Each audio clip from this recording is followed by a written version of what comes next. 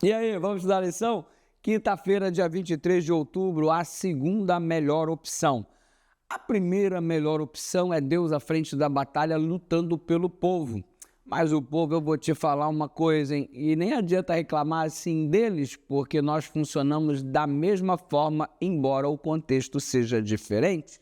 Tendo isso em vista, você observa duas batalhas aqui sendo citadas na lição de hoje. Uma citada em Êxodo 17, a batalha de Israel contra os amalequitas, o primeiro conflito em meio ao deserto depois de terem saído da terra prometida. A segunda batalha envolve aqui o texto de Josué, do capítulo 6, versículos 15 em diante. A similaridade entre as duas batalhas, obediência e dependência de Deus. E qual que é a grande diferença? Em uma, eles apanham a arma para lutar. Na outra, Deus executa a operação sozinho, sem que os israelitas tenham possibilidade de tomar a arma nas mãos.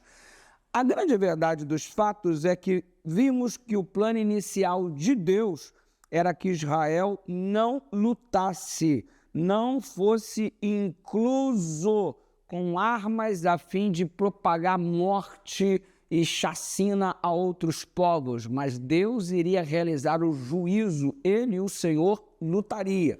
Isso ficou claro para a gente em Êxodo 23, verso 38.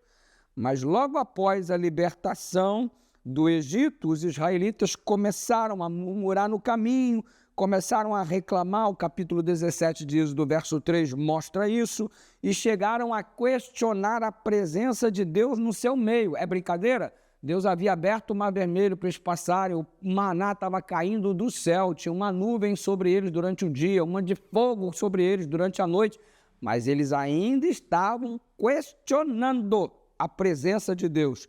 Eita povo, hein? Danadinhos, hein?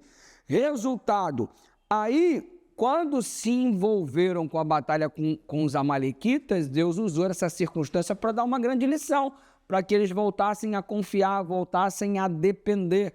Você observa que a batalha foi obtida de um modo miraculoso e eles não venceriam os amalequitas se não fosse pela intervenção divina que estava sendo representada no alto da colina, quando Moisés erguia os braços em direção ao céu para manter uma certa conexão com o eterno, para que ele fosse um socorro bem presente na tribulação. Ou seja, a vitória do povo dependia da conexão com Deus. Aí você percebe que através de Deus se obteria a vitória como de fato se obteve.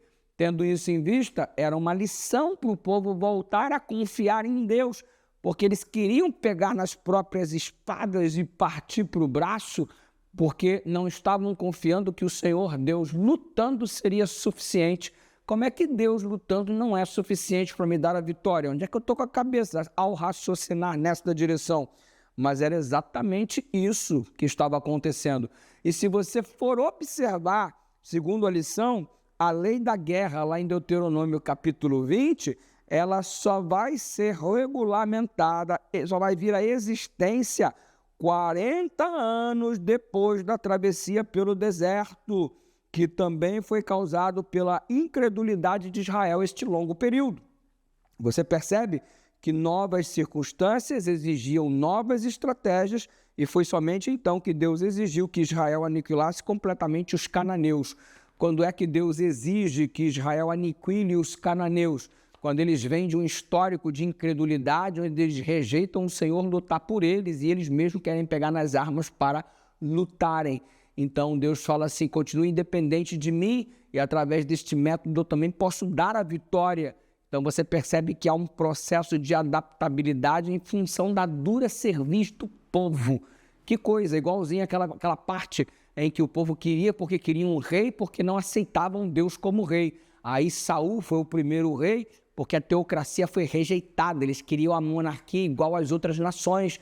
A mesma coisa em relação ao exército. Não, nós queremos lutar igual as outras nações lutam. A gente não quer que tenha um Deus lutando por nós. Olha que absurdo. A gente não quer que tenha um Deus reinando sobre nós. A gente quer ter um rei que a gente possa ver. Resultado, pediram um rei por manifestação de incredulidade, queriam pegar nas armas por manifestação de incredulidade, assim como Deus quis mostrar seu poder atuando por intermédio do rei como instrumento, ele usava o exército agora como instrumento para mostrar que a vitória deles continuava dependendo do Senhor, que embora eles apanhassem as armas, era Deus que dava a vitória da mesma forma, de modo miraculoso. Ou seja, Deus sempre buscando um ponto de contato com os seres humanos, a despeito da rebeldia e da dura cerviz que o ser humano apresenta. Deus também está buscando um ponto de contato contigo. Creia nisso e se entregue a Ele. Ore comigo, Pai querido.